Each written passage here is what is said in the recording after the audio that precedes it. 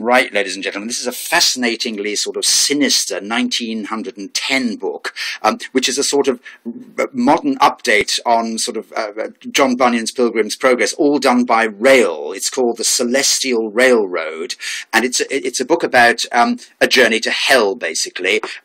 It's an evangelical sort of Christian work, as you can probably see from that picture there, and it takes the form of a railway company, which is taking people on a so-called pleasure trip, but the pleasure trip is basically the easy way to heaven, the way which is done by lax church services, trendy vicars, an easy religious life, and the hard way on foot is done by a couple of sort of horny-handed pilgrims who make it in the end to heaven, whereas all the people, all the fashionable, trendy, vain, theatre-going people who travel on the Celestial Railroad Company actually end up in hell.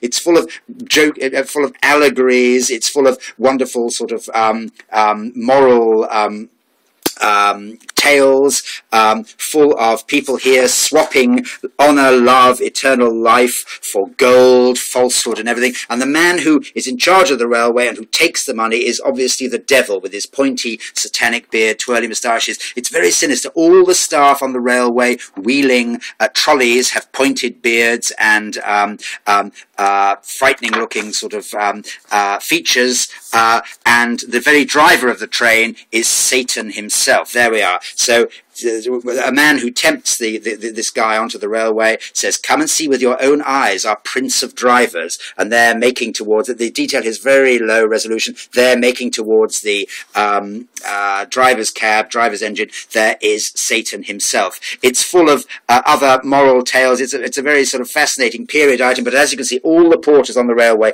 are these pointy-bearded satanic types. So it's an updating in modern Edwardian guise of the story of a pilgrim's journey to heaven. It doesn't paraphrase Bunyan. It's nothing to do with Bunyan. It's just taking the idea of a journey, but in this instance, it's by train, and it's full also of fascinating Edwardian train details. A very scarce book. I found copies on the internet for £37 and £50. It's that kind of book. So anyone interested in railways or the history of religious propaganda, there we are. The Celestial Railroad, 1910. Thanks. Bye.